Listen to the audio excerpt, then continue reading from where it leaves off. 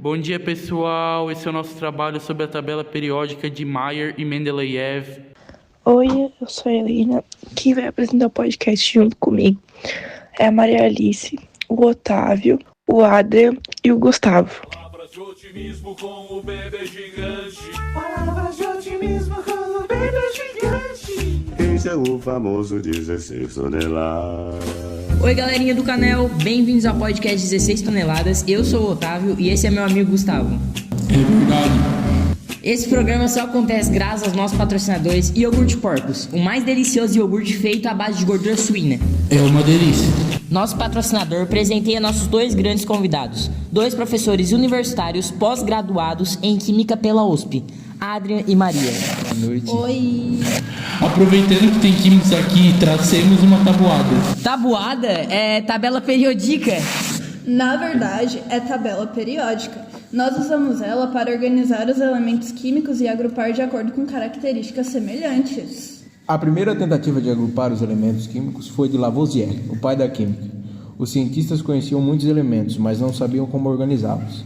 Era como tentar montar um quebra-cabeça sem a imagem final. É que nem uma lista de mercado dos elementos químicos. Inicialmente, esse primeiro agrupamento, que era uma lista, classificava os 33 elementos conhecidos até então em metais, não metais, gases e terras. Porém, logo foi substituído, pois era limitado. A tabela periódica atual é bem diferente disso. Se já tinham feito, por que mudaram? Então, depois de alguns estudos, se notou que alguns elementos tinham propriedades em comum, ou seja, acabava que alguns elementos caíam em repetição das suas propriedades. E assim se deu novas maneiras de se organizar a tabela periódica. Essa periodização, que era a repetição das características, ela tinha uma lógica. E certos cientistas conseguiram analisar isso.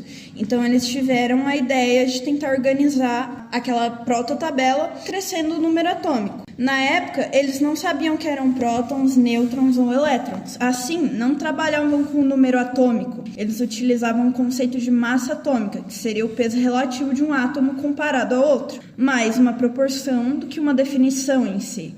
Tá, e quem fez essa tabela aí? Aí a gente atribui a dois cientistas, que estudaram de forma independente, mas mesmo assim conseguiram chegar nos mesmos padrões.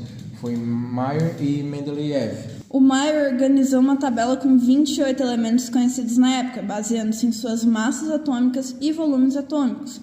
Então, com isso, ele percebeu uma repetição de propriedades, mas não chegou a propor uma tabela completinha e nem publicou na hora que ele descobriu isso. Pois não é. deu a cara a tapa. Pois é, esquentou pro outro comer, né? De certa forma, porque quem publicou o primeiro em 1869 foi o Mendeleev. Ele organizou elementos por massa atômica crescente em períodos e colunas. E o mais interessante é que ele deixou espaços vazios para os elementos que viriam, ou seja, os ecas-elementos. Isso aí, ele previu propriedades de elementos como o germânio, o escândio e o galho, antes mesmo deles serem encontrados. Assim, os colocando nos espaços adequados da tabela, fazendo com que ficassem em colunas iguais, como por exemplo, o eca-silício logo abaixo do silício, que seria o germânio, ou seja, na mesma família ou grupo. Quando eca-elementos foram descobertos com as propriedades que ele tinha previsto, a tabela de Mendeleev ganhou muita força na comunidade científica. Caramba, o cara era um vidente da química. É verdade. Vejamos, hora de responder a pergunta de um telespectador sortudo. Se apresente. Olá, sou a Helena do Morro Grande. Gostaria de saber como esse cara aí pensou nisso tudo. De onde veio a ideia desse tipo de organização? Reza a lenda que o Mendeleev foi tirar um cochilo e sonhou com a configuração da tabela em que todos os elementos se encaixariam. Talvez isso seja uma metáfora para um possível insight ou uma epifania que ele teve.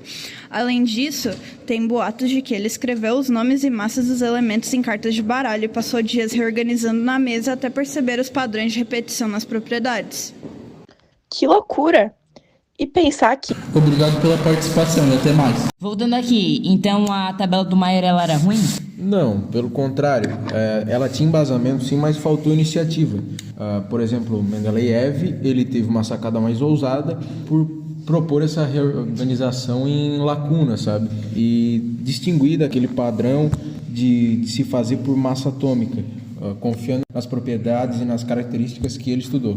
E ele acertou, porque isso mostrou que tinha algo além da massa que determinava o comportamento dos elementos, o que hoje a gente sabe ser o número atômico, graças a estudos posteriores, principalmente de Moseley. E como a tabela foi evoluindo depois disso? Depois da descoberta do número atômico, os elementos passaram a ser organizados por esse número, e não mais pela massa. Isso corrigiu algumas posições que pareciam erradas na tabela. Também foi adicionada gases nobres, terras raras e a organização moderna com blocos e períodos.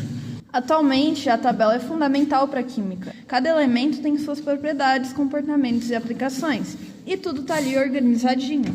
Então, resumindo, né? Mayer era bom e Mendeleev virou a figura marcada. É isso aí, pessoal, e valeu por ouvir o 16 toneladas. Tchau! Aquafine, o remédio que revolucionou a indústria farmacêutica e o mundo. O remédio que mata a sede.